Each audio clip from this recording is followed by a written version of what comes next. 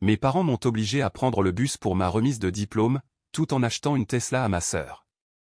Je suis Brooke Mitchell, j'ai 22 ans, et je me souviens encore de ce que j'ai ressenti en étant à cet arrêt de bus dans ma toge et mon chapeau de diplômé pendant que mes camarades de classe passaient en voiture.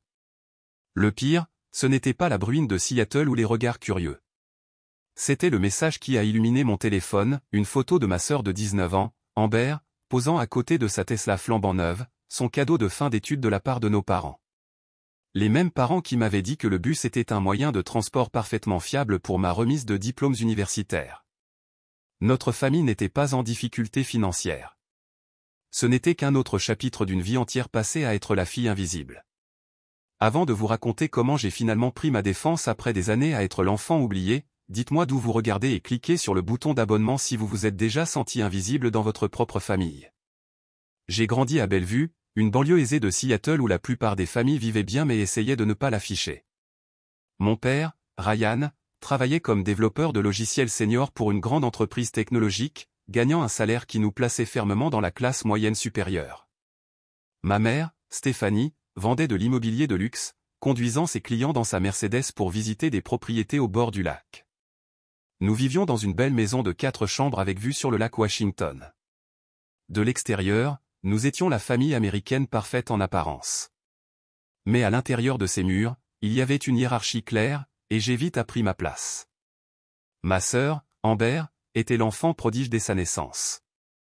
De 3 ans ma cadette, elle parvenait à captiver l'attention d'une manière que je n'ai jamais pu. Elle avait le charisme et l'aisance sociale de notre mère, l'esprit vif de notre père, et une sorte de confiance magnétique que j'enviais et admirais à la fois. Moi, en revanche, j'étais la responsable, studieuse, silencieuse et, selon ma mère, trop sensible. Le schéma a commencé très tôt. Quand j'avais 7 ans et Amber 4, je me souviens de nos parents qui filmaient chaque seconde de son spectacle de danse de maternelle. 2 semaines plus tard, ils ont manqué mon exposition scientifique scolaire où j'ai remporté la première place parce qu'Amber avait un rhume. Maman m'a assuré que ce n'était pas grave et qu'il y aurait d'autres expositions scientifiques. Quand je leur ai montré mon ruban bleu plus tard ce soir-là, ils y ont jeté un coup d'œil tout en aidant Amber à construire un fort en oreiller dans le salon. « C'est bien, ma chérie », a dit ma mère avant de se retourner vers Amber. « Regarde comme ta sœur est créative avec ses coussins. » Au collège, les différences sont devenues plus prononcées. La chambre d'Amber a été redécorée 3 fois pour correspondre à ses intérêts changeants. Mes meubles sont restés les mêmes que ceux de mon enfance, mes parents promettant pendant des années que nous les mettrions bientôt à jour. Quand je ramenais d'excellentes notes, mon père hochait la tête et disait « C'est ce que nous attendons de toi, Brooke ». Quand Amber réussissait à obtenir des B et des C, il l'emmenait manger une glace pour célébrer son amélioration. L'exemple le plus flagrant est survenu lors de nos 16e anniversaires respectifs. Pour le mien, nous avons eu un dîner modeste dans mon restaurant local préféré avec juste notre famille immédiate. J'ai reçu des cadeaux pratiques, un ordinateur portable pour mes études, quelques vêtements, et la promesse qu'ils m'aideraient à trouver une voiture d'occasion le moment venu.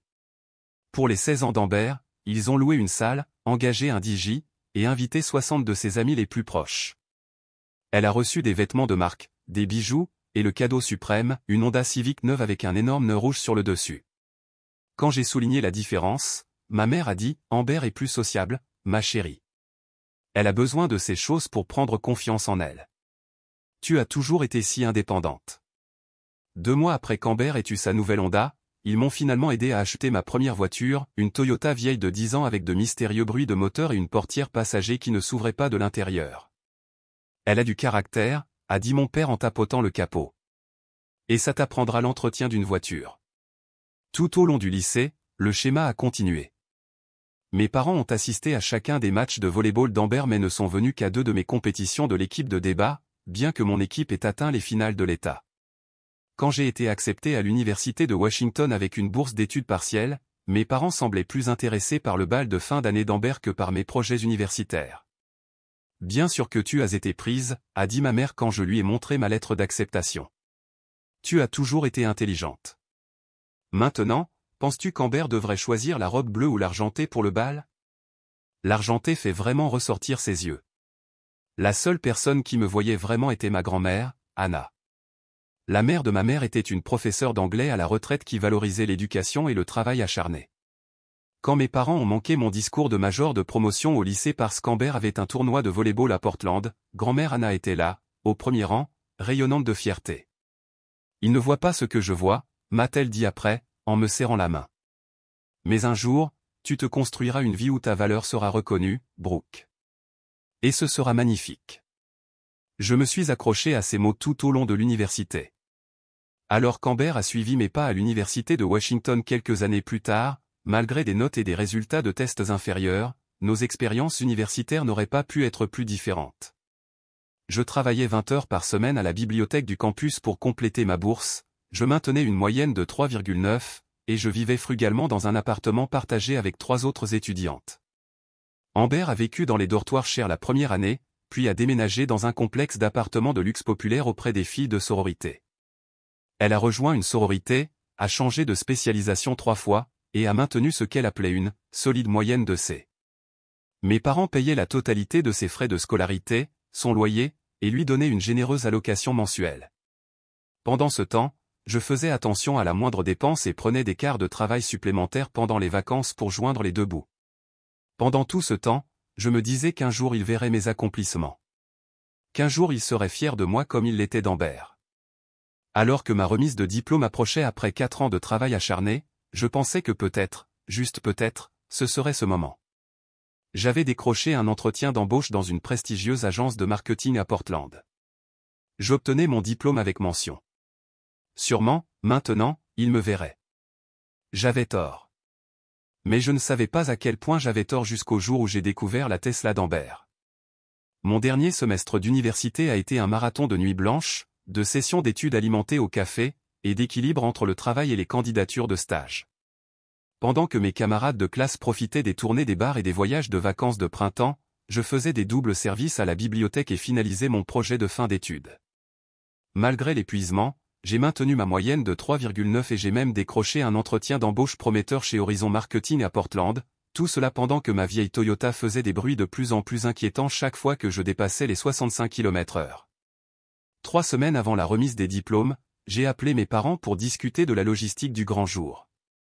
Cela faisait des mois que je laissais entendre que ma voiture n'arriverait probablement pas jusqu'à la cérémonie, d'autant plus que celle-ci avait lieu sur le campus principal à une bonne demi-heure de mon appartement.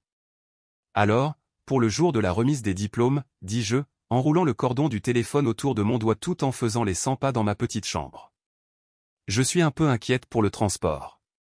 La Toyota fait de nouveau ce bruit de cognement, et le mécanicien dit que c'est peut-être la transmission. Répondit mon père, clairement distrait. Je pouvais l'entendre taper sur son clavier en arrière-plan. Est-ce qu'une de tes colocataires ne peut pas te conduire? Elle participe toute à la cérémonie aussi, papa. Nous devons tout être là tôt pour la mise en rang. Eh bien, on trouvera une solution, intervint ma mère depuis l'autre téléphone. Au fait, est-ce qu'on t'a dit qu'Amber est sur la liste du doyen ce semestre? Son conseiller dit que si elle continue comme ça, elle pourrait obtenir son diplôme un semestre plus tôt. Je me mordis la lèvre, sachant que la liste du doyen d'Amber à l'école de communication ne nécessitait qu'une moyenne de 3,2, loin de ma constante moyenne de 3,9. Pourtant, je les ai félicités et j'ai essayé une fois de plus d'aborder mes problèmes de transport. À propos de la remise des diplômes. Je pensais que peut-être. Oh, ma chérie, on peut en reparler plus tard, m'interrompit ma mère. Ton père et moi sortons pour voir quelque chose de spécial pour Amber. On t'appellera demain. Ils ont raccroché avant que je puisse répondre. 2 jours plus tard, je suis passé chez mes parents pour récupérer des vêtements d'hiver que j'avais stockés dans leur sous-sol. Ils ne m'attendaient pas, et alors que je rentrais avec ma clé, je les ai entendus parler avec enthousiasme dans la cuisine. Amber va halluciner quand elle la verra, disait mon père. L'intérieur blanc est parfait. Je sais, dit ma mère. Et le vendeur a dit qu'on pourrait la voir prête pour le week-end prochain. Juste à temps pour la remise des diplômes de Brooke. Amber pourra la conduire là-bas et la montrer à tout le monde. Je me suis figé dans le couloir, le cœur battant. Tu ne penses pas que c'est un peu trop pour une première année, demanda mon père, bien que son ton suggéra qu'il avait déjà été convaincu. Une Tesla, c'est une voiture sérieuse. Ryan, elle a maintenu une moyenne de B cette année tout en s'adaptant à l'université et à la vie de sororité. Cela mérite d'être reconnu. De plus, sa Honda a déjà 2 ans, et toutes ses sœurs de sororité reçoivent de nouvelles voitures pour leur deuxième année. J'ai dû faire un bruit car ils ont tous les deux levé les yeux, surpris de me voir dans l'embrasure de la porte. « Brooke, nous ne t'avons pas entendu entrer », dit ma mère, fermant rapidement l'ordinateur portable qu'il regardait. « Je suis venu chercher mes affaires d'hiver », dis-je doucement. « C'est quoi cette histoire de Tesla ?» Avant qu'il puisse répondre, la porte d'entrée s'est ouverte brusquement et Amber est entrée en trombe, son sac de sororité en bandoulière et ses cheveux blonds parfaitement coiffés malgré la bruine de Seattle. « Maman, papa, devinez quoi ? Les parents de Kylie lui ont acheté un Range Rover pour sa deuxième année, et c'est absolument, elle s'est arrêtée net en me voyant. « Oh, salut, Brooke. Qu'est-ce que tu fais ici ?» Mes parents ont échangé un regard qui a confirmé tout ce que j'avais entendu. Ma mère s'est ressaisie la première, son sourire d'agent immobilier se glissant sur son visage. « En fait, nous avons une nouvelle excitante, » dit-elle en passant son bras autour d'Amber. Nous allions attendre, mais puisque tout le monde est là. Amber, ma chérie, en reconnaissance de ton travail acharné cette année, termina mon père pour elle, rayonnant de fierté, et puisque Brooke obtient son diplôme la semaine prochaine, nous t'offrons une Tesla Model 3, blanche avec l'ensemble intérieur premium que tu voulais.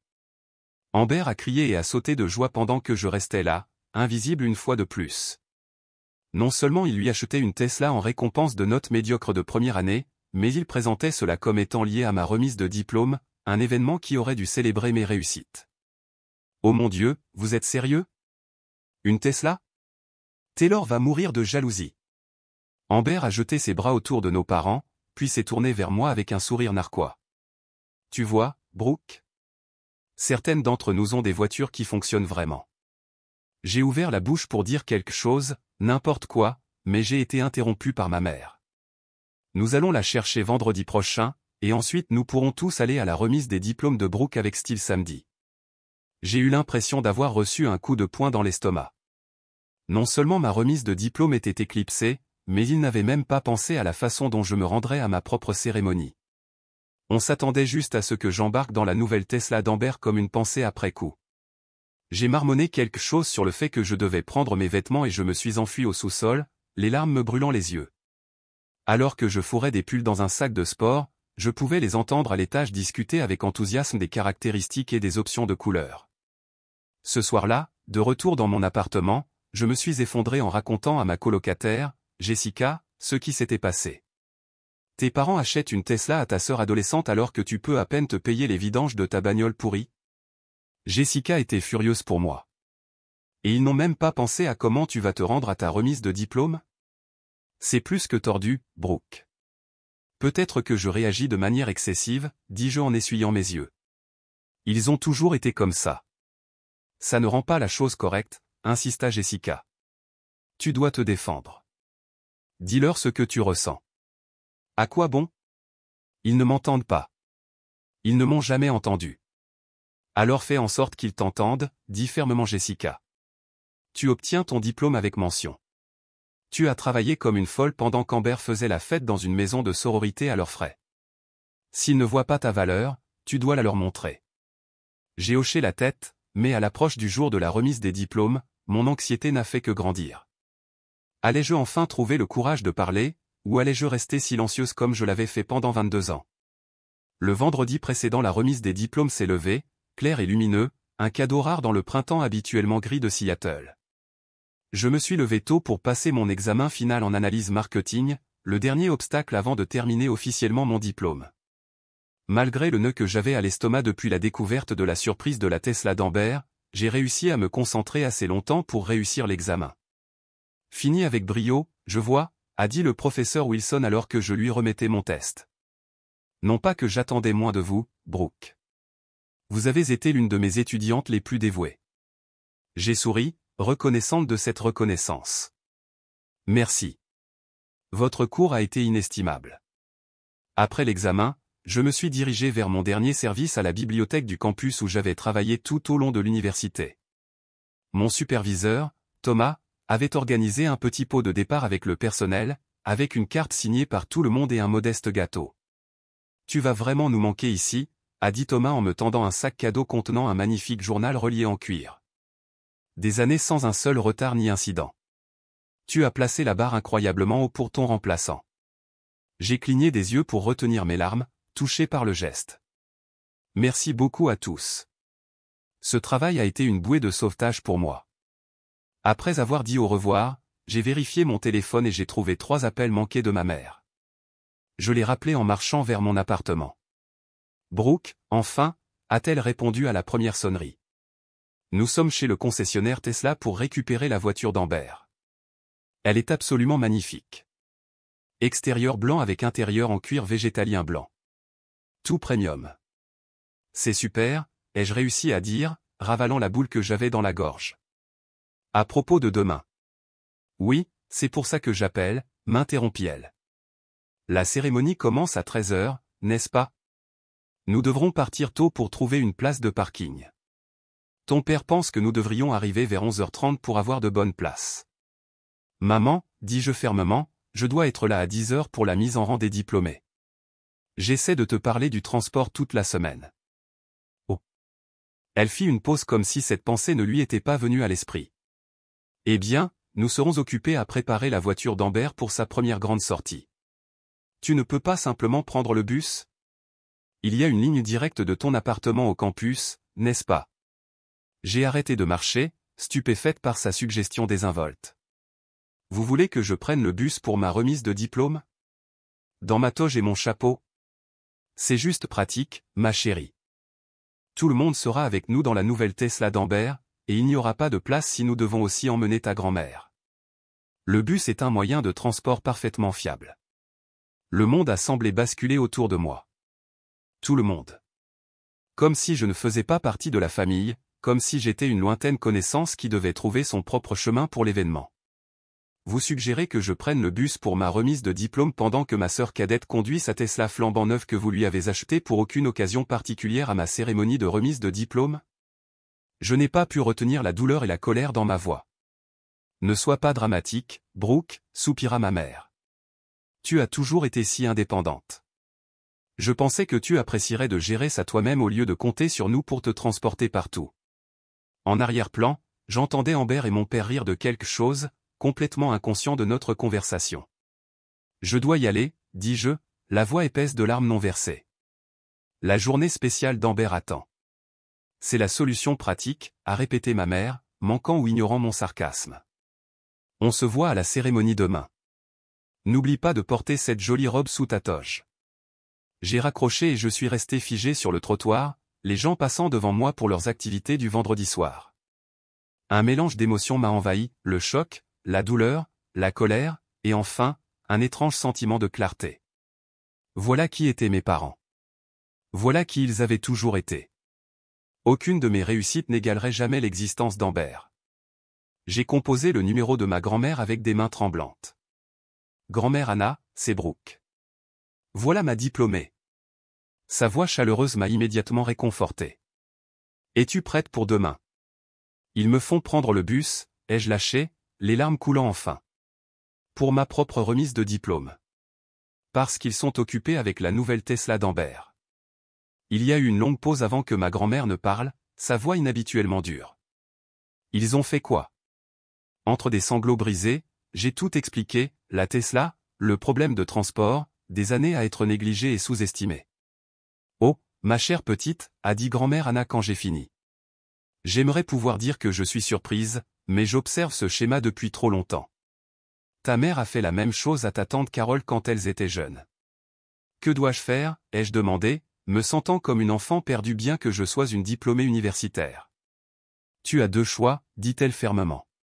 Tu peux soit continuer à accepter leur traitement, soit commencer à fixer des limites. Aucune des deux n'est facile, mais une seule mène à la guérison. Je suis si fatigué d'être invisible, ai-je murmuré. Alors arrête de leur permettre de ne pas te voir, a-t-elle répondu. Mais quoi que tu décides, sache que je te vois, Brooke. Je t'ai toujours vu, et je suis si incroyablement fier de la femme que tu es devenue, avec ou without leur reconnaissance. Après avoir parlé à ma grand-mère, je suis retourné à mon appartement et j'ai passé la soirée à me préparer pour la remise des diplômes. J'ai soigneusement repassé ma toge, ciré mes chaussures de ville, et préparé la robe que ma mère avait insisté pour que je porte, une robe bleu marine sobre qui n'attirerait pas l'attention sur moi. Alors que je suspendais la toge, mon téléphone a sonné avec un message de mon ami d'enfance, Mia, j'ai hâte de te voir défiler demain. Tu as travaillé si dur pour ça. Fais-moi savoir si tu as besoin de quoi que ce soit. » J'ai fixé le message, reconnaissante pour les gens qui me valorisaient. C'était peut-être ça la clé, se concentrer sur ceux qui me voyaient plutôt que de se lamenter sur ceux qui ne le faisaient pas. J'ai mis mon réveil à 7 heures, déterminé à passer la remise des diplômes avec dignité, même si cela signifiait prendre le bus en toge. Demain serait ma journée, même si ma famille ne pouvait pas le voir. Et peut-être, juste peut-être, ce serait aussi le jour où je trouverais enfin ma voie. Le matin de la remise des diplômes, je me suis réveillé avant mon réveil, la lumière du soleil filtrant à travers mes fins rideaux.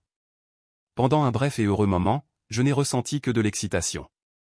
J'obtenais mon diplôme aujourd'hui, le point culminant de 4 années de travail acharné et de détermination. Puis la réalité est revenue brutalement alors que je me souvenais que j'allais prendre le bus pour ma propre cérémonie. J'ai vérifié mon téléphone pour trouver des messages de félicitations d'amis et un seul message de ma mère, « N'oublie pas que nous nous retrouvons près de l'entrée principale à 12h30. Amber veut prendre des photos de famille avec sa nouvelle voiture. » Pas de « félicitations. » Pas de « nous sommes fiers de toi. » Juste de la logistique centrée sur Amber et sa Tesla. J'ai pris une profonde inspiration et je me suis préparé, me maquillant et me coiffant soigneusement avant d'enfiler la robe bleu marine et mes cordons d'honneur. En posant le chapeau sur ma tête et en me regardant dans le miroir, j'ai ressenti une vague de fierté malgré tout. Je l'avais fait. Moi.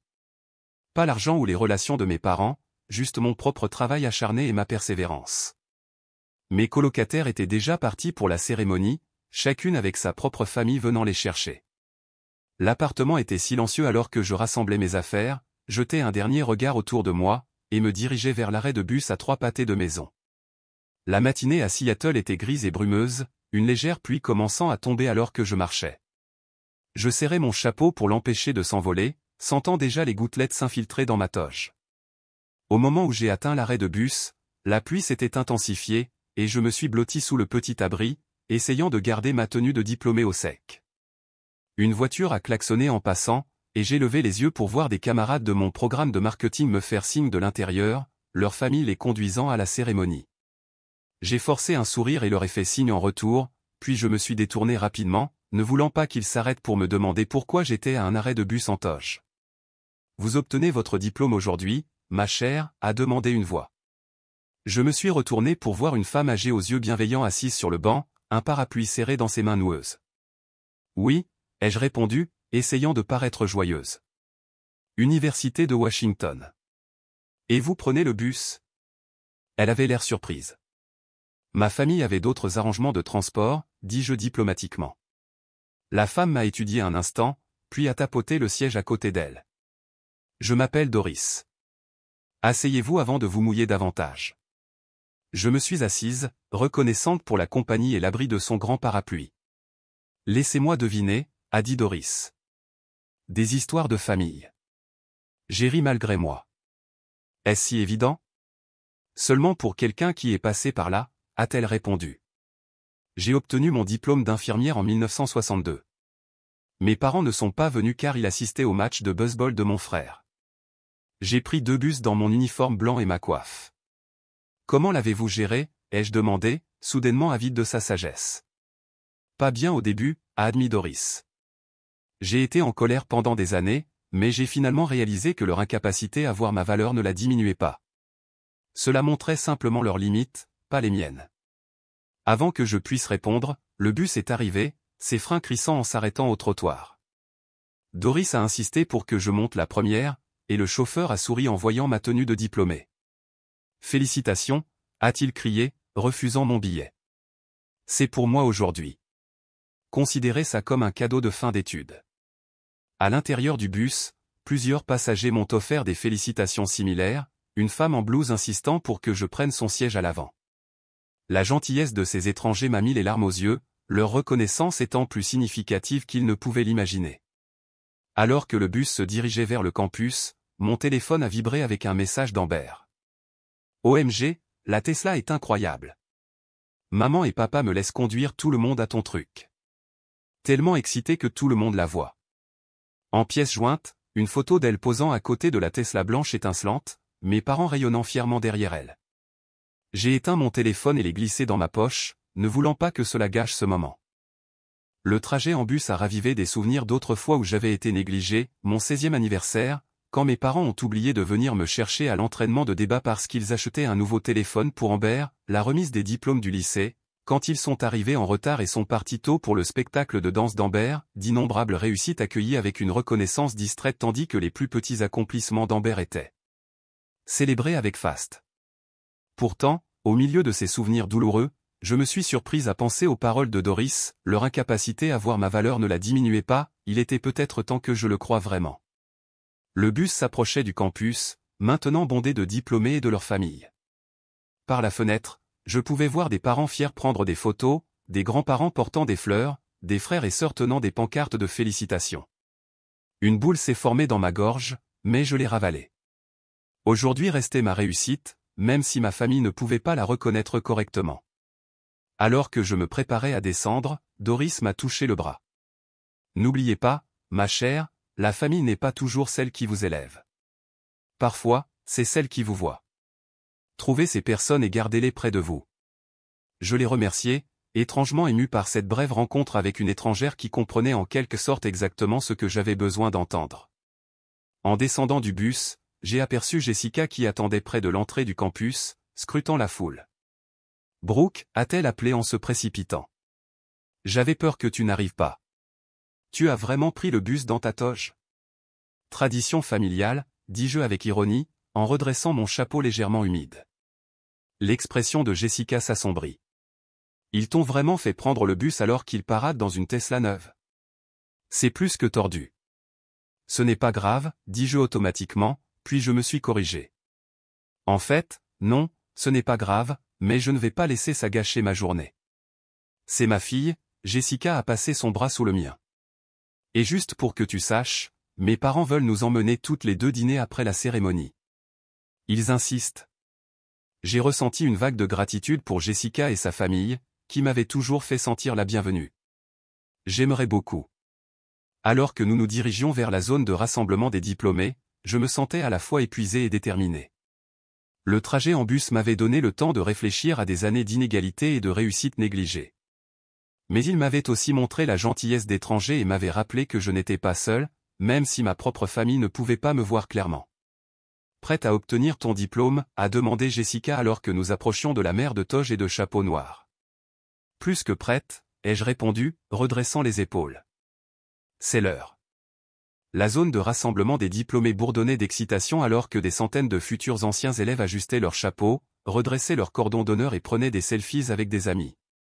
Je me suis aligné avec les autres étudiants en marketing, essayant de me concentrer sur l'occasion mémorable plutôt que sur ma situation familiale. « Où sont tes parents ?» a demandé Tyler, un camarade de classe avec qui j'avais travaillé sur plusieurs projets de groupe. « Ma famille n'arrête pas de m'envoyer des textos pour trouver la bonne entrée. » « Ils viennent séparément, dis-je vaguement, ajustant mon chapeau. »« Les miens aussi » a ajouté Zoé, une autre étudiante en marketing. « Mes parents sont divorcés et insistent pour s'asseoir de part et d'autre de l'auditorium. » Tout le monde a ri, partageant des histoires de parents trop zélés et de bizarreries familiales. J'ai souri avec eux mais suis restée silencieuse, ne voulant pas expliquer que ma famille était en retard parce qu'elle exhibait la nouvelle Tesla de ma sœur, un cadeau qu'il lui avait fait au lieu de m'aider à me rendre à ma propre remise de diplôme. À travers les fenêtres de la salle de rassemblement, je pouvais voir des familles affluer vers l'auditorium principal. Mon téléphone a vibré avec un message de ma mère, où devrions-nous garer la Tesla? Y a-t-il un parking spécial pour la remise des diplômes? Je n'ai pas pris la peine de répondre. Laissez-les se débrouiller seuls pour une fois. Alors que nous nous alignions par ordre alphabétique pour la procession, j'ai aperçu ma famille qui arrivait enfin avec 20 minutes de retard, faisant une scène en entrant. Amber ouvrait la voie dans une robe blanche moulante assortie à sa nouvelle voiture, mes parents la suivant comme des assistants plutôt que l'inverse. Plusieurs têtes se sont tournées pour regarder leur entrée, exactement le genre d'attention dont Amber raffolait. La cérémonie a commencé avec « Pompe and circonstance », jouant alors que nous marchions dans l'auditorium. Malgré tout, j'ai ressenti une vague d'émotion en entrant, le point culminant d'années de travail acharné incarné dans ce moment. Le président de l'université a souhaité la bienvenue à tout le monde, puis a présenté l'oratrice principale, la Dr Elisa Chin, directrice marketing de renom et ancienne élève de l'UW. La Dr Chin s'est approchée du podium avec confiance, scrutant les diplômés avec un sourire chaleureux. Aujourd'hui, je veux parler de quelque chose qu'on n'enseigne pas dans les écoles de commerce, votre valeur intrinsèque, a-t-elle commencé? Je me suis redressé sur mon siège, soudainement alerte. La société mesure souvent la valeur par la validation externe, la voiture que vous conduisez, la maison que vous habitez, l'attention que vous recevez. Mais la vraie valeur vient de l'intérieur. Elle se construit par la persévérance, l'intégrité et la confiance en soi, surtout quand personne d'autre ne regarde. Ces mots semblaient me transpercer directement, comme si elles parlaient de ma situation exacte. Certains d'entre vous ont eu tous les avantages, soutien financier, relations familiales, encouragement sans fin. D'autres se sont battus pour chaque centimètre de progrès, souvent invisible et non célébré. À ces étudiants en particulier, je dis ceci, le fait que d'autres n'aient pas réussi à reconnaître votre lumière ne la fait pas briller moins fort. En fait, la lutte pour être vu crée souvent les leaders les plus résilients et compatissants. Les larmes me sont montées aux yeux alors que la Dr Chin continuait, son message résonnant avec tout ce que je ressentais. Votre valeur n'est pas déterminée par la capacité des autres à la voir. Souvenez-vous de cela alors que vous avancez dans un monde qui continuera de négliger l'excellence discrète au profit de la médiocrité, tape à accent grave l'œil. Le reste de son discours s'est estompé alors que je digérais ses paroles. Avais-je laissé la perception de mes parents définir ma valeur toutes ces années? La révélation était à la fois douloureuse et libératrice. Quand est venu le moment pour les diplômés de traverser la scène, j'ai pris une profonde inspiration et je me suis préparé. Rangée par rangée, nous nous sommes levés et avons marché vers la scène. Alors que ma rangée était appelée, j'ai balayé l'audience du regard, repérant ma famille dans la section du milieu. Ma mère était sur son téléphone, mon père vérifiait sa montre, et Amber prenait des selfies. Aucun d'eux ne regardait la scène. Brooke Mitchell, Bachelor of Science en marketing, summa cum laude, a annoncé le doyen alors que je montais sur scène. Je m'attendais à traverser en silence comme beaucoup d'autres avant moi. Au lieu de cela, j'ai entendu une acclamation tonitruante depuis le fond de l'auditorium. Surprise, j'ai levé les yeux pour voir ma grand-mère, Anna, debout, malgré son arthrite, applaudissant à tout rompre. À côté d'elle se trouvaient les parents de Jessica et plusieurs de mes collègues de la bibliothèque, y compris Thomas. Ils tenaient une bannière, « Félicitations, Brooke. On te voit ». L'émotion m'a submergé alors que j'acceptais mon diplôme, les larmes coulant librement maintenant. Ces personnes, certaines liées par le sang, d'autres par les circonstances, avaient fait l'effort d'être ici, pleinement présentes pour moi. Ils me voyaient. Ils me célébraient. Et à ce moment-là, c'était suffisant. En retournant à ma place, j'ai jeté un coup d'œil à ma famille. Mes parents avaient l'air confus et embarrassés par la section d'acclamations inattendues. Amber semblait agacée que l'attention ait été détournée d'elle. Pour une fois, je me fichais de leur réaction. Après la cérémonie, les diplômés ont envahi la cour pour retrouver leur famille. J'ai d'abord trouvé ma grand-mère, la serrant fort dans mes bras. « Tu es venu ?» ai-je murmuré, encore incrédule. « Ton médecin a dit que le voyage serait trop difficile avec ton arthrite. Même des chevaux sauvages n'auraient pu m'en empêcher, » a répondu grand-mère Anna, me prenant le visage entre ses mains. « Je suis si fier de toi, ma brillante petite. » Thomas et mes autres collègues m'ont félicité avant de se retirer avec tact pour me laisser du temps avec ma famille. Les parents de Jessica ont insisté pour prendre des photos de moi avec mon diplôme, traitant le moment avec la révérence qu'il méritait. C'est dans cette bulle chaleureuse de célébration authentique que mes parents et Amber m'ont finalement trouvé. « Te voilà » s'est exclamée ma mère, comme si c'était moi qui avais été difficile à localiser. On te cherchait partout. Qui étaient tous ces gens qui t'acclamaient? C'était un peu excessif, tu ne trouves pas? C'était des gens qui voulaient célébrer avec moi, dis-je simplement. Bon, il faut qu'on prenne des photos de famille près de la nouvelle voiture d'Amber avant que les frais de parking n'augmentent, a dit mon père en vérifiant à nouveau sa montre. La Tesla est garée dans la section VIP. On a dû payer un supplément, mais ça vaut le coup pour l'effet que ça produit. Sérieusement, Brooke, attends de la voir, s'est extasiée Amber, complètement inconsciente de l'importance de la journée. L'intérieur est incroyable. Tout le monde s'arrête pour la regarder. Un type m'a même demandé si j'étais un mannequin professionnel faisant une promotion pour Tesla. Quelque chose en moi a finalement cédé silencieusement, définitivement. Pour les années à m'épuiser au travail. Pour les années à maintenir des notes quasi parfaites tout en travaillant à temps partiel. pour les années à regarder ma sœur tout obtenir sur un plateau pendant que je luttais. Et maintenant, le jour qui aurait dû être le mien, il ne pouvait même pas faire semblant de se soucier de ma réussite. Non, dis-je, le mot sortant clair et ferme. Non quoi, a demandé ma mère, se tournant déjà vers le parking. Non, je ne prendrai pas de photos de famille près de la Tesla d'Amber le jour de ma remise de diplôme. Mon père a froncé les sourcils. Ne sois pas difficile, Brooke. Ce ne sont que quelques photos. Il ne s'est jamais agi que de photos, dis-je, ma voix gagnant en force. Il s'agit d'une vie entière à être traitée avec moins de considération. Il s'agit de vous qui achetez une voiture de luxe à ma sœur adolescente tout en me faisant prendre le bus pour ma propre remise de diplôme. Il s'agit d'arriver en retard à ma cérémonie parce que vous étiez trop occupé à aduler Amber et son nouveau jouet. Ce n'est pas juste, a protesté ma mère, regardant nerveusement autour d'elle alors que les familles voisines nous jetaient des coups d'œil. Nous t'avons toujours soutenu. Vraiment, ai-je demandé, me surprenant par mon calme. Quand est-ce que vous avez assisté pour la dernière fois à un événement qui comptait pour moi sans vérifier votre montre ou partir plus tôt pour quelque chose concernant Amber? Quand avez-vous jamais célébré mes réussites avec ne serait-ce que la moitié de l'enthousiasme que vous montrez pour les siennes, qui sont médiocres? J'ai eu de bonnes notes cette année, a interjeté Amber, indigné. Tu as eu des C avec quelques B dans une université où les dons de papa t'ont aidé à entrer, tout en vivant dans un appartement de luxe qu'il paie avec une allocation mensuelle qui dépasse ce que je gagne en travaillant 20 heures par semaine, ai-je répondu. Et pour ça, tu as eu une Tesla. J'ai obtenu mon diplôme summa cum laude en travaillant tout au long de l'université, et j'ai eu un ticket de bus. Le visage de mon père a rougi. C'est complètement différent. Amber a besoin de plus de soutien. Tu as toujours été indépendante. J'ai dû être indépendante, dis-je doucement. Vous ne m'avez jamais donné d'autre choix. C'est de ça qu'il s'agit, a demandé ma mère, sa voix s'élevant. D'une voiture? Si tu voulais une voiture, tu aurais dû le dire. Il ne s'agit pas de la voiture, est intervenue ma grand-mère, s'avançant. Il s'agit de voir votre fille. De la voir vraiment pour la première fois en 22 ans. Mes parents se sont tournés vers elle avec surprise, comme s'ils venaient de remarquer sa présence. Maman, ce n'est pas le lieu, a commencé ma mère. Si ce n'est pas maintenant, quand, a interrompu grand-mère Anna. J'observe ce schéma depuis des décennies.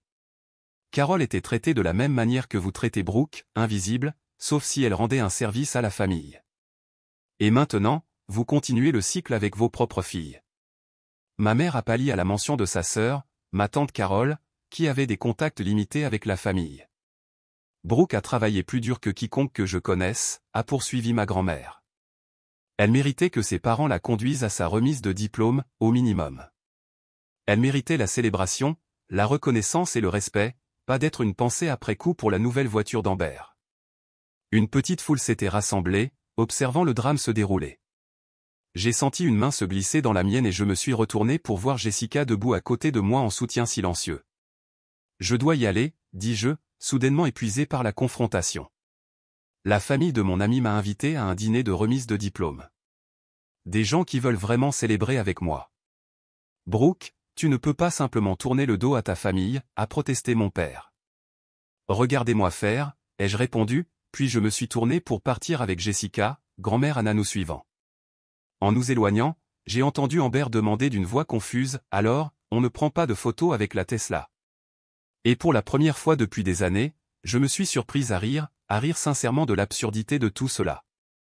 En me défendant, j'ai découvert une force que je ne savais pas que je possédais. Que ma famille reconnaisse ma valeur ou non, je la reconnaissais enfin moi-même. Après la cérémonie de remise des diplômes, les parents de Jessica nous ont emmenés dîner dans un charmant restaurant au bord de l'eau. Ils ont commandé du champagne, ont porté des toasts sincères à ma réussite et m'ont traité comme un membre de la famille. Grand-mère Anna nous a rejoints, ses yeux pétillants de fierté chaque fois qu'elle me regardait. Pendant ces quelques heures, je me suis permis de savourer la célébration que je méritais. À Brooke, a dit le père de Jessica en levant son verre. Dont la détermination et la brillance l'emmèneront où elle veut aller. Et qui a enfin trouvé sa voie aujourd'hui, a ajouté grand-mère Anna avec un clin d'œil. Au moment où nous avons fini de dîner, mon téléphone affichait 12 appels manqués et 23 messages textes de mes parents et d'Amber. Je les mis en silencieux et les remis dans mon sac à main. Quelle que soit la crise qu'ils traversaient, elle pouvait attendre jusqu'à demain. Aujourd'hui était à moi. Jessica m'a proposé de rester à l'hôtel de ses parents, mais j'ai décliné. Je devais faire face à mon appartement, et à tout ce qui m'y attendait, selon mes propres termes. Grand-mère Anna m'a serré la main avant de monter dans la voiture des parents de Jessica. N'oublie pas, se défendre n'est pas un événement ponctuel, a-t-elle dit doucement. C'est une pratique. Sois indulgente avec toi-même si tu faiblis. J'ai hoché la tête, reconnaissante pour sa sagesse, et j'ai pris le bus pour retourner à mon appartement. En tournant au coin de ma rue, j'ai vu la Mercedes de mes parents garée devant mon immeuble. Ils étaient assis à l'intérieur, à attendre. Prenant une profonde inspiration, je suis descendu du bus et me suis approché de leur voiture. Ma mère m'a vu la première, donnant un coup de coude à mon père, qui somnolait sur le siège passager. Ils sont sortis précipitamment, tous deux ayant l'air inhabituellement débraillés. Brooke, ma mère s'est précipitée vers moi. Nous appelons depuis des heures. Où étais-tu? À mon dîner de remise de diplôme, ai-je répondu calmement, avec des gens qui voulaient célébrer avec moi. Nous devons parler, a dit mon père, son ton autoritaire revenant. La scène que tu as provoquée aujourd'hui était complètement inappropriée. Entrons, ai-je suggéré, ne voulant pas avoir cette conversation dans la rue. Mes colocataires sont partis pour le week-end. Une fois dans mon appartement, mes parents ont examiné les lieux modestes avec un désarroi mal dissimulé. Mon père faisait les 100 pas dans le petit salon tandis que ma mère se perchait inconfortablement sur notre canapé d'occasion.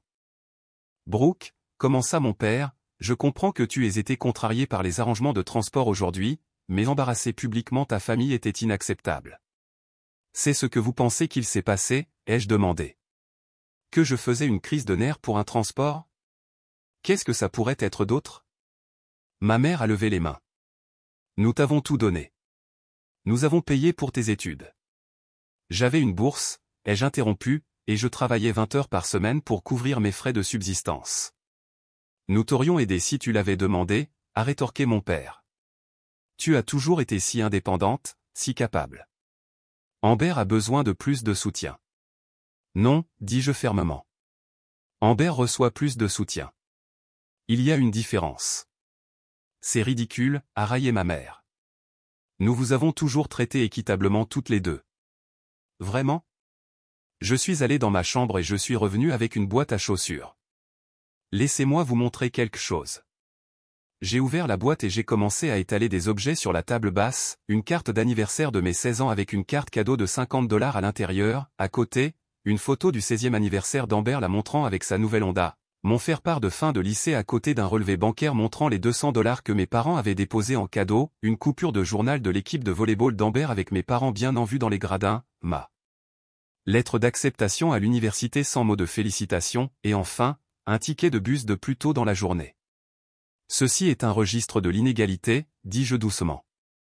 Pas en un moment dramatique, mais en 1000 petits moments sur de nombreuses années. Mes parents ont fixé les objets, momentanément sans voix.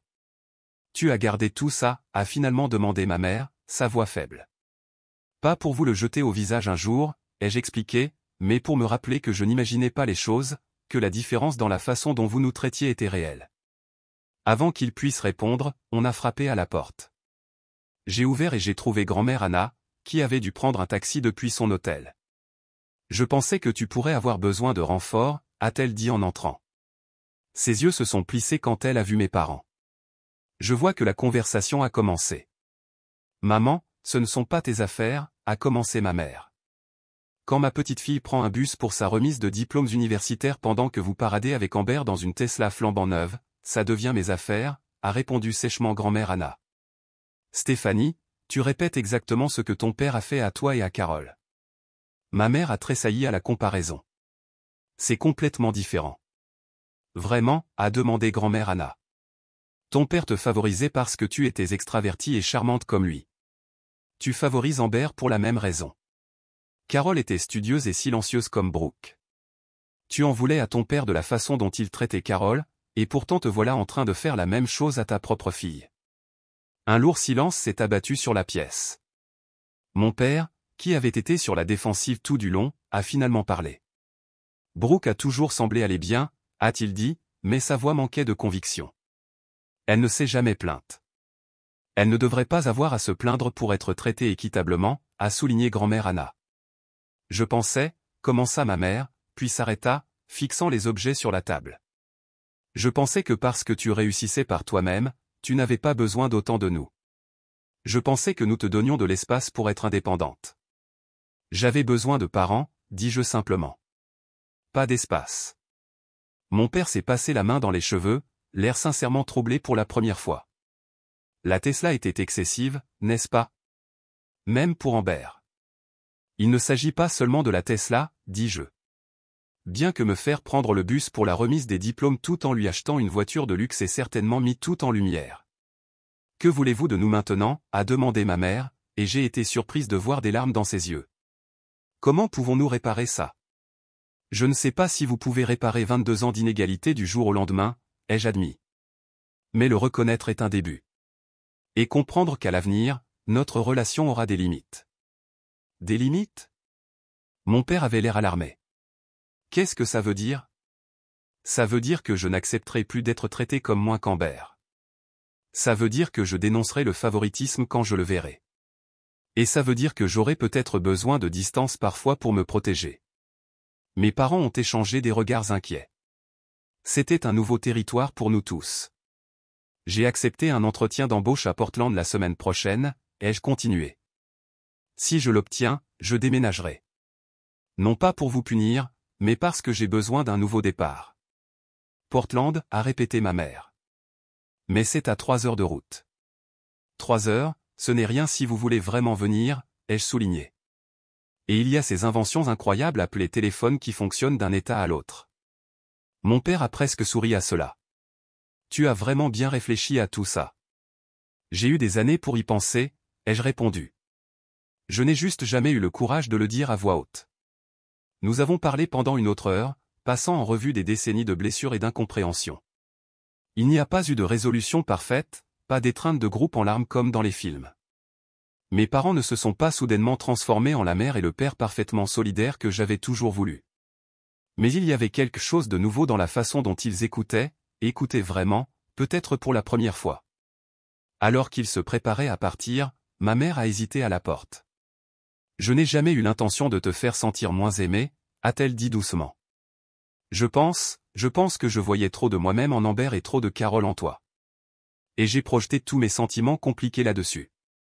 Je sais que vous ne l'avez pas fait malicieusement, ai-je reconnu. Mais l'impact compte plus que l'intention. Après leur départ, grand-mère Anna est restée un peu plus longtemps, m'aidant à digérer la conversation. Penses-tu que quelque chose va changer, lui ai-je demandé. Les gens peuvent changer, a-t-elle dit pensivement. Mais cela prend du temps et des efforts constants. N'attends pas de miracle, mais ne ferme pas non plus la porte au progrès. Comme par hasard, mon téléphone a vibré avec un message. À ma grande surprise, c'était d'Amber. On peut parler? Juste nous deux. 20 minutes plus tard, Amber est arrivée à mon appartement, l'air inhabituellement sobre sans nos parents comme public. J'ai tout entendu, a-t-elle admis, s'asseyant en face de moi à ma petite table de cuisine. J'attendais dans la voiture, mais ensuite j'ai suivi maman et papa. Je suis resté dans le couloir à écouter. Et, ai-je demandé quand elle est restée silencieuse. Et je n'avais jamais réalisé, a-t-elle dit, triturant ses ongles parfaitement manucurés. Je savais que j'avais plus de choses, mais je pensais? Je ne sais pas ce que je pensais. Que tu ne te souciais pas des choses matérielles. Que tu étais au-dessus de tout ça en quelque sorte. Je ne suis pas au-dessus de vouloir être valorisé, dis-je doucement. Amber a hoché la tête, l'air sincèrement troublé. J'ai été assez horrible, n'est-ce pas? Tu étais une enfant qui répondait à la dynamique que nos parents ont créée, dis-je, me surprenant par la générosité de la déclaration. Nous l'étions toutes les deux. Quand même, elle se mordit la lèvre. Je suis désolé, Brooke. Elle hésita.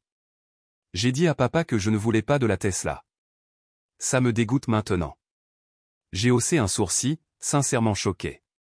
Vraiment? N'aie pas l'air si surprise, a-t-elle dit avec une pointe de son attitude habituelle. Je peux occasionnellement faire ce qu'il faut. Nous avons parlé pendant une autre heure, maladroitement au début, puis avec une honnêteté croissante. Ce n'était pas une réconciliation parfaite. Trop d'eau avait coulé sous les ponts. Mais cela ressemblait au début d'un autre type de relation, une relation basée sur qui nous étions vraiment, pas sur les rôles qui nous avaient été assignés dans notre drame familial. Alors qu'Amber partait, elle s'est retournée avec une vulnérabilité inattendue dans les yeux. Et, si tu obtiens ce travail à Portland, peut-être que je pourrais venir te voir un de ces jours. Voir à quoi ressemble ta vie là-bas. J'aimerais bien, dis-je, et je le pensais. Plus tard dans la nuit, alors que j'étais assise seule dans mon appartement silencieux, mon téléphone a sonné. C'était Thomas de la bibliothèque. Désolé d'appeler si tard, a-t-il dit. Mais je viens d'avoir des nouvelles de mon ami chez Horizon Marketing à Portland. Ils veulent vous faire passer un entretien la semaine prochaine. Et, Brooke, ils sont vraiment enthousiasmés par votre candidature. J'ai souri, sentant une possibilité s'ouvrir devant moi. Moi aussi, Thomas. Moi aussi. Un mois après la remise des diplômes, je me tenais dans mon appartement presque vide, entouré de boîtes.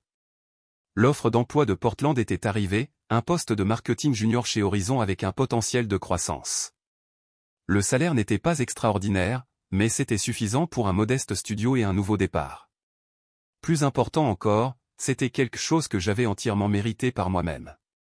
Jessica était assise en tailleur sur le sol, m'aidant à trier le reste de mes affaires. Je n'arrive toujours pas à croire que tu pars vraiment, a-t-elle dit, emballant soigneusement une photo encadrée de nous de première année. J'ai du mal à le croire moi-même, ai-je admis. Mais ça me semble juste. Le mois écoulé depuis la remise des diplômes avait apporté des changements inattendus dans la dynamique de ma famille. Il n'y avait pas eu de transformation spectaculaire. Mes parents n'étaient pas soudainement devenus parfaitement à l'écoute de mes besoins, mais il y avait de petits changements qui suggéraient qu'ils essayaient au moins.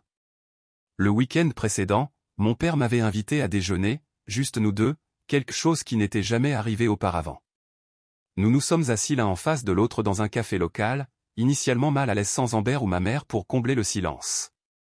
J'ai beaucoup réfléchi à ce que tu as dit, a-t-il finalement proposé, remuant son café inutilement. Sur le fait de te sentir toujours négligé. J'ai attendu, lui laissant l'espace pour continuer. Je pense, dit-il lentement, que j'ai supposé que parce que tu étais si capable, tu n'avais pas besoin d'autant de moi. Je me suis concentré sur Amber parce qu'elle semblait avoir besoin de plus de conseils, de plus d'attention. Il leva les yeux, croisant mon regard. Mais ce n'était pas juste pour toi. Non, ai-je convenu. Ce n'était pas le cas. Je ne peux pas changer le passé, a-t-il poursuivi. Mais je veux que tu saches que je vois à quel point tu as travaillé dur, tout ce que tu as accompli par toi-même, et je suis désolé de ne pas avoir été là pour une plus grande partie. Ce n'était pas tout, mais c'était quelque chose. Une reconnaissance que j'attendais depuis des années. J'aimerais aider avec tes frais de déménagement, a-t-il ajouté. Pas parce que tu en as besoin, mais parce que je veux soutenir ce nouveau chapitre. Initialement, j'ai voulu refuser, pour prouver que je pouvais le faire entièrement seul. Mais j'ai réalisé qu'accepter de l'aide ne diminuait pas mon indépendance. Parfois, le soutien n'est que du soutien. Merci, ai-je dit. J'apprécierais. Les tentatives de connexion de ma mère étaient plus maladroites mais tout aussi sincères. Elle m'avait invité à prendre un café le lendemain de mon déjeuner avec papa, ayant clairement coordonné leurs efforts. Portland a de très beaux quartiers, a-t-elle dit, ayant fait des recherches approfondies sur la ville. Le Pearl District est censé être très tendance pour les jeunes professionnels. C'est aussi très cher, ai-je souligné. Je serai dans un quartier plus petit de l'autre côté de la rivière. Elle a hoché la tête, absorbant cette information. Tu sais, je n'ai jamais vécu à plus de 15 kilomètres de là où j'ai grandi, a-t-elle dit de manière inattendue. Parfois, je me demande ce que ça aurait été de recommencer à zéro ailleurs. J'ai vu quelque chose dans ses yeux, alors, un soupçon d'envie, peut-être, ou de regret. Il m'est venu à l'esprit que la préférence de ma mère pour Amber aurait pu être plus que le simple fait de préférer sa personnalité. Peut-être voyait-elle en Amber la fille confiante et populaire qu'elle avait été, et en moi, la voie non empruntée, le chemin sérieux et ambitieux qu'elle aurait pu choisir. Il n'est pas trop tard, ai-je suggéré. Pour essayer de nouvelles choses. Elle a souri tristement. Certaines routes se ferment derrière vous, mais je suis fier que tu prennes la tienne. Le mot « fier » est resté en suspens entre nous, inhabituel mais bienvenu. Même Amber avait montré une croissance surprenante. Fidèle à sa parole, elle avait refusé la Tesla, demandant à nos parents de la retourner. Au lieu de cela, elle a gardé sa Honda et a suggéré qu'il fasse don de la différence à un fonds de bourse d'études. Reste à savoir si ce changement durerait, mais cela semblait être une étape importante. Un coup à la porte m'a tiré de mes réflexions. Jessica a ouvert pour révéler mes parents et Amber, venus aider avec les derniers préparatifs du déménagement. Nous avons apporté le déjeuner, a annoncé ma mère, tenant des sacs de ma sandwicherie préférée. Et du ruban adhésif. Ton père a lu en ligne qu'on a toujours besoin de plus de ruban adhésif que ce qu'on pense. Les heures suivantes se sont écoulées dans un tourbillon d'activités, emballer les derniers objets, charger le VUS de mon père et nettoyer l'appartement. La dynamique entre nous cherchait encore ses marques, les conversations s'enlisant parfois dans des silences gênés, mais l'effort de toutes parts était tangible alors que nous nous préparions à nous rendre en convoi à Portland, mes parents conduisant un VUS chargé tandis que je suivais dans ma voiture d'occasion nouvellement fiable, un cadeau de fin d'études de grand-mère Anna. Amber m'a prise à part.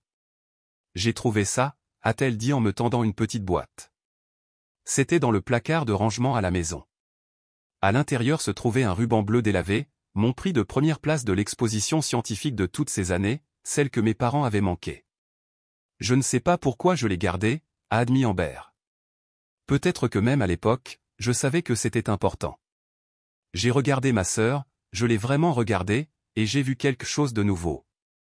Pas l'enfant prodige qui avait tout sur un plateau, mais une jeune femme qui commençait à reconnaître son rôle dans la dynamique compliquée de notre famille. Merci, dis-je simplement, en glissant le ruban dans mon sac à main.